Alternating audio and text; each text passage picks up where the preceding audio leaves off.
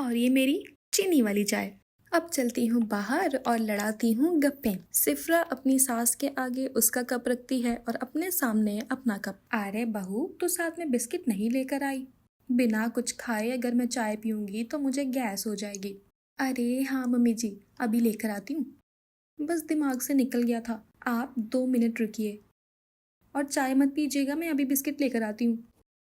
जैसे ही सिफ्रा किचन में बिस्किट लाने जाती है, मनीषा उसके कप को अपने कप से बदल देती है और फट से चाय पीकर खत्म भी कर देती है। आप चाय पी गए मम्मी जी? मैंने कहा भी था कि साथ में चाय पियेंगे सास बहू। अरे चाय ठंडी हो रही थी ना बहू, और तूने देर भी तो कितनी कर दी।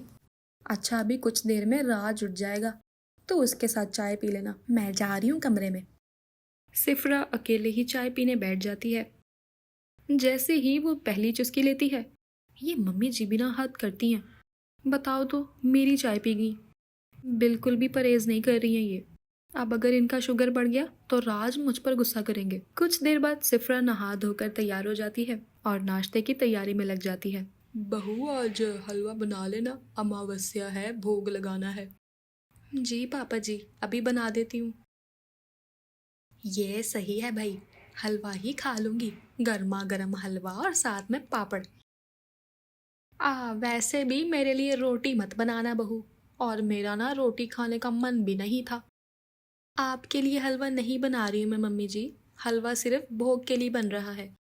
और वैसे भी सुबह आप चीनी वाली चाय पी चुकी हैं, तो आज का आपका चीनी का कोटा पूरा हुआ। अब तो खाने पर भी रोक लगा देगी क्या है? जिंदगी का कोई भरोसा नहीं है और यहाँ मुझे चैन से खाने को भी नहीं दिया जा रहा। जिंदगी का भरोसा रहे इसलिए ये सब हो रहा है मम्मी। और ये सब क्या बोल रही हैं आप? सिफ्रा सही कह रही है, थोड़ा सा परहेज तो कर लीजिए। वैसे भी 2 दिन बाद आपका शुगर का टेस्ट करवाना है, अगर शुगर नॉर्मल रहा तो आराम से खाइएगा मीठा। मनीषा को बुरा ना लगे इसलिए नाश्ते की टेबल पर कोई भी हलवा नहीं खाता। राज और मुरारी दुकान पर चले जाते हैं और सिफ्रा बाजार। अब बस मनीषा को मिल जाता है मौका और वो सीधा चली जाती है रसोई में और फ्रिज खोलकर सारा हलवा चट कर जाती है। कुछ देर बाद सब्जी लेकर सिफ्रा घर पहुंचती है। इतनी सारी हरी सब्जी, कोई मेहमान आने वाला है क्या बहू? ना आप वॉक करती हैं, ना ही मीठा छोड़ना चाहती हैं।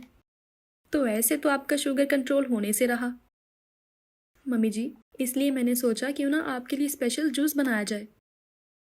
करेले, बीटरूट और गाजर का, उसी के लिए सब्जियां लाने गई थी। हर सुबह और शाम में आपको ये जूस पिलाऊंगी, इससे शरीर को फायदा भी मिलेगा और आपका शुगर भी कम हो जाएगा। अरे ये सब तो अपने पापा जी को पिला, वो पीता है ये सब, मुझे कड़वी चीजें पसंद नहीं है। मम्मी जी से अगर बहस करने जाऊंगी तो फिर से इमोशनल ड्रामा करेंगी, इससे अच्छा है कि मैं रोज जूस बनाकर राज को दे दिया करूंगी, वही पिला देगा मम्मी जी को। दोपहर के 3 बजे राज दुकान से खाना खाने के लिए घर आता है। ये लो करेले का जूस, मम्मी जी को पिला देना, क्योंकि मैं अगर उन्हें ये जूस पिलाने जाऊंगी तो वो इस जन्म में तो ये जूस पिएगी नहीं। उनकी बहू के हाथ से ना सही, राजा बेटा के हाथ से ही सही। अरे पर क्यों पिलाना है करेले का जूस? मैं कह देता हूँ ना, मम्मी करेंगी कंट्रोल खाने पे। तुम्हें पता है आज सुबह जो मैंने हलवा बनाया था ना, वो पूरा मम्मी जी चट कर गई। अब तुम बोलो कितना कंट्रोल करूँ मैं? मैंने सब सुन लिया बहू, तो मुझ पर चोरी का इल्जाम लगा रही है। मैंने नहीं खाया हलवा, तेरे पापा जी ने खाया है। हमारे घर में आपके सिवा कौन मीठा खाता है मम्मी? मेरी कसम खाकर बोलो आपने हलवा नहीं खाया। अब वही ना बेटा, हमारे घर में कोई मीठा खाता ही नहीं। अब हलवे में इतना घी पड़ा था, इतनी चीनी पड़ी थी, अब उसे कोई खाता नहीं तो बेकार हो जाता, इसलिए मुझे ना मजबूरी में खाना पड़ा। अच्छा, तो फिर अब जूस भी पी लो, मेरी भी मजबूरी है। मनीषा किसी भी तरह वो कड़वा जूस पी लेती है। फिर अगले दिन फिर से होता है मनीषा का शुगर टेस्ट, जहाँ रिपोर्ट में उसका शुगर आता है 350। और करो नौटंकी, और खाओ चीनी। मैं बाहर भी जाता हूँ ना तो मेरे रसगुल्ले उठाकर खा जाती है तू। और अभी 10 दिन पहले शादी में नहीं गए थे हम, हर स्टॉल पे सारा मीठा तुम्हारी माँ घूम घूम कर खाती रही है बेटा। मैदे के नान से तो मिठाई अच्छी है ना, दूध और खोए की तो बनती है। और वैसे भी बेटा मैं हर स्टॉल से मीठा नहीं खा रही थी, तेरे पापा ना झूठ कह रहे हैं, मैंने तो बस सफेद रसगुल्ला खाया था। सच में माँ, कभी कभी ना तुम बच्चों की तरह करती हो। अब मैं तुम्हारी मदद नहीं करने वाला, तुम्हें जो समझ में आ रहा है तुम करो सिफरा, पर मम्मी का शुगर तुम्हें ही बैलेंस करना है। तो आज से जो जूस 2 टाइम पिलाया जा रहा था, अब से वो 4 टाइम पिलाया जाएगा मम्मी जी को, और नो आलू नो राइस। तुम लोग ना मेरे साथ जबरदस्ती कर रहे हो, ये चीज याद रखना बहू। अब तो मैं जूस पीऊंगी ही नहीं। क्या चाहती है मम्मी कि टेंशन से मुझे बीपी की बीमारी हो जाए? अब क्या करूं, इस राज के आगे तो मैं कुछ बोल भी नहीं पाऊंगी, कैसे बचूं? आइडिया, खाने में तो कुछ कड़वा होता ही नहीं है। अब ठीक है बहू, मैं कुछ कड़वा पीने को तैयार नहीं हूँ, पर तू कुछ भी खाने को कड़वा देगी ना तो वो मैं खा लूंगी बस। अब सिफ्रा के लिए तो ये और भी मुश्किल टास्क हो गया था, जिसे उसे कैसे भी किसी भी हाल में पूरा करना था। पूरी रात सिफरा दिमाग लड़ाती रहती है कि वो ऐसा क्या बनाए जिससे उसकी सास की शुगर ठीक हो जाए। गूगल पे ना कुछ सर्च करना ही नहीं चाहिए, कच्चे नीम के पत्ते। अब कैसे खिलाऊं माँ जी को? इतनी भी बुरी नहीं हूं मैं, कच्चा करेला खाएंगी तो उन्हें उल्टी हो जाएगी। कुछ और सोच सिफरा। सिफरा सुबह नाश्ते में बनाती है करेले के पराठे, और उसकी पिज्ज़ा की तरह डेकोरेशन करके उस पर बहुत सारी सब्जियां डालकर अपनी सास को करती है सर्व। अरे वाह बहू, तूने पिज्ज़ा बनाया है? जी मम्मी जी, पूरी रात मैंने रिसर्च की और ये पाया कि किसी भी चीज़ की दवा खुशहालपन है। मैं आपको कड़वी दवाइयाँ दूंगी तो उससे आपका मन और दुखी होगा, और हो सकता है स्ट्रेस से आपकी शुगर और हाई हो जाए। इसीलिए मैंने पिज्ज़ा पराठा बनाया है।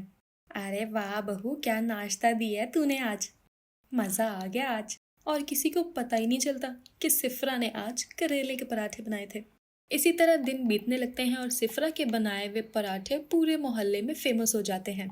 एक दिन मनीषा की सहेली सिफरा के हाथ के बने पराठे खाने उसके घर आती है, जहां सिफरा करेले के पराठे को पिज्ज़ा पराठा बनाकर सबको सर्व करती है।